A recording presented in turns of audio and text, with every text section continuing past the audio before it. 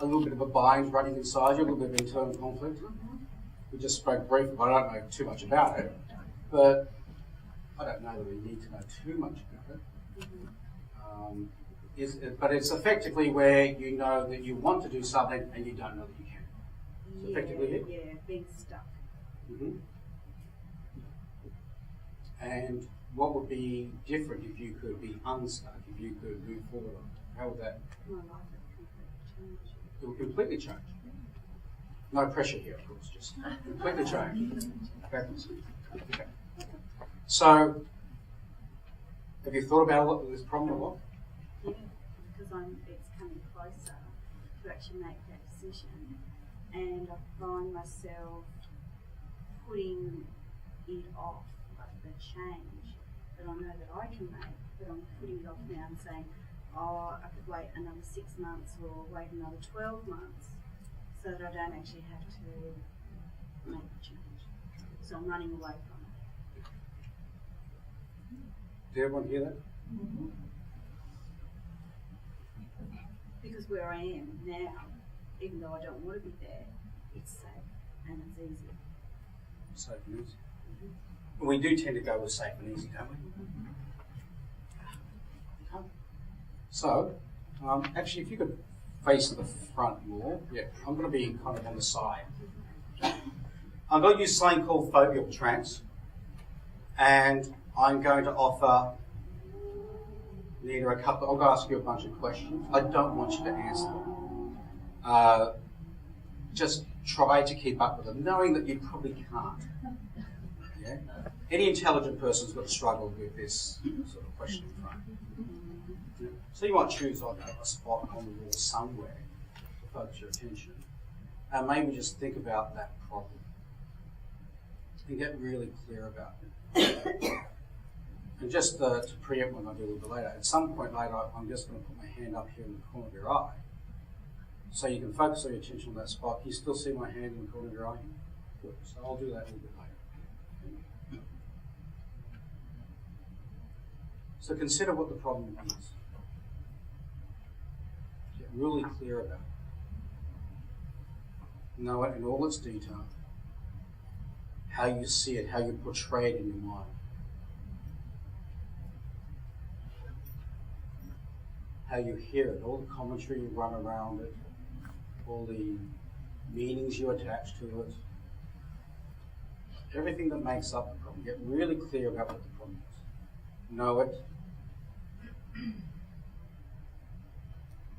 very clear on it. Know what the problem is. And now know what it isn't. And get clear about everything that it isn't. Everything in your life that problem isn't. Be very clear about that. And now think about or consider the problem as it was and the problem as it isn't now.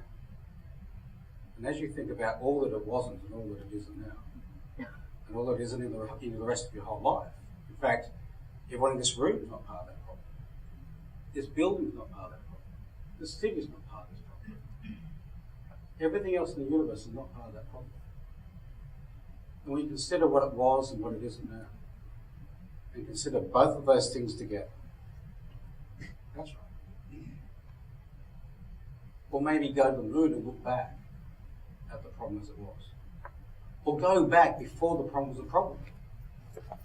Or go to the future, where you're beyond the problem, where the problem is just a distant memory, and then come on back. And just notice what you notice, and don't notice what you don't notice. Take a look around the room. Can I grab that mic?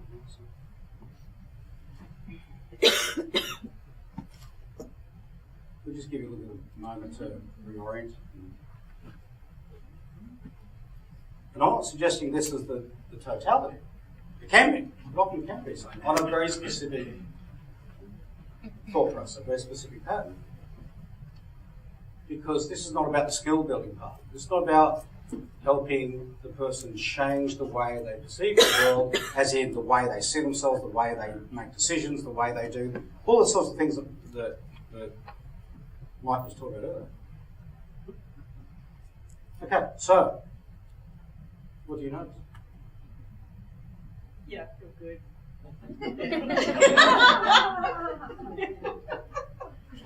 Now think about that problem. Yeah. This was a big problem, right? A massive problem.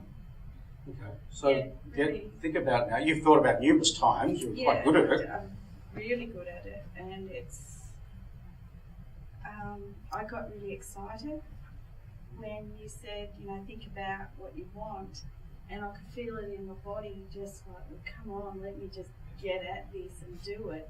Just stop talking because, I just want to get on and do it. So, yeah. So what prevented you doing that before? Because you could have stopped talking and stopped thinking about it, ruminating about it. You could have done that any time. What stopped you? Not thinking that I could. Like, And can you do it? of course I can. You sure? Yeah, absolutely. It's just really clear. I've done things before, so why can't I do this? And there's the resource that comes up. And plus, I got really excited, and I didn't think I'd get really excited like this. And I contrasted that excitement with just being stuck and bored. And I thought, well, I prefer that feeling as opposed to being bored and just plodding. So I'd rather get really fired up and go, righto, let's go with that. So we need to wire this in. We need action, because otherwise it's just an idea. So what's the first thing you would do to move in the direction of this new pathway you want to take? What might be the first thing you do? Are you clear about that? That's what I've got to work out. That's where I'm. So you need a how-to now. Yes. So it's not you can't. You just need a how-to. Yes.